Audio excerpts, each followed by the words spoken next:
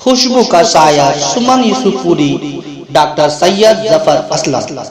सुमन यूसुफपुरी का जन्म उसी मरदूम खेज कस्बे में हुआ जिसमें डॉक्टर मुख्तार अहमद अंसारी, अब्दुल अजीज अंसारी, सुबहानुल्लाह अंसारी और फकरे जमाना उपराष्ट्रपति हामिद अंसारी, शहाब तमन्नाई, अब्दुल सलाम जाहिल यूसुफपुरी, लैस यूसुफपुरी, आमता काका, नाजिम यूसुफपुरी, हरद्वार प्रेमी, रफी यूसुफपुरी, शाद यूसुफपुरी, कायम नवापुरी, खाक यूसुफपुरी, नसर यूसुफपुरी, डॉक्टर खालिद यूसुफपुरी इत्यादि राजनीतिक, साहित्यिक और सामाजिक विभूतियों ने जन्म लिया है।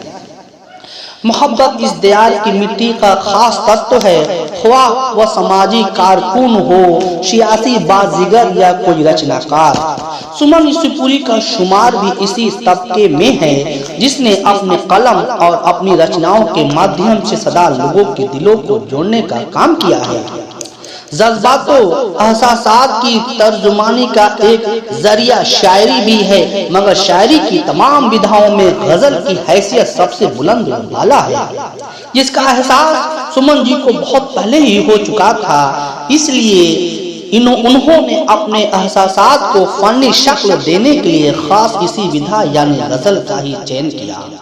सुमन यूसुफपुरी अपनी गजल के एक शेर में खुद ही कहते हैं कि खुशबू मेरी गजल में मदहोश या गजल में, खुशबू मेरी गजल में मदहोश या गजल में, सारे जहान की है रंगीन या गजल में।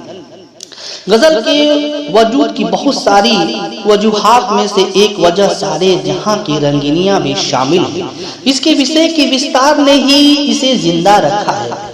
खुशरों से मीर तक, मीर से गालिब और गालिब से आज तक उर्दू गजल के मिजाज और तेवर में बहुत बदलाव आया, मगर इसके लबो लहजे और विषय के बदलते तेवर ने कभी इसकी आत्मा अर्थात मोहब्बत में कोई प्रहार नहीं किया।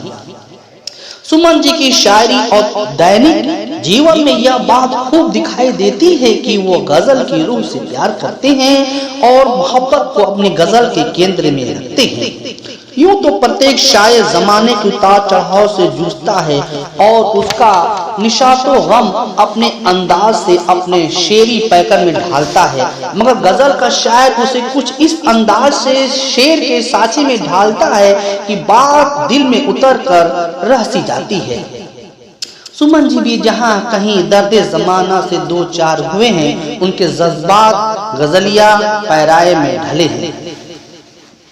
दर्द आंसू गमों का एक दरिया प्यार की दास्तान से निकला, नफरतों से जंग करने के लिए हम खड़े हैं एक खुले मैदान में, टूटी नहीं उम्मीदें न पांव थक रहे हैं, मंजिल की जुस्तजू में दर दर भटक रहे हैं।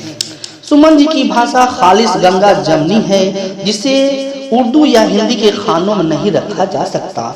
वो लफ्जों की रूह से वाकिफ हैं। इनकी गजलों में लफ्ज किसी भाषा के हो शेर के साँचे में इस तरह बैठ जाते हैं कि पता ही नहीं चलता, एक मजमुई असर छोड़ जाता है और श्रोता बस यही कहकर रह जाता है कि मैंने ये समझा कि गोया यह भी मेरे दिल में था।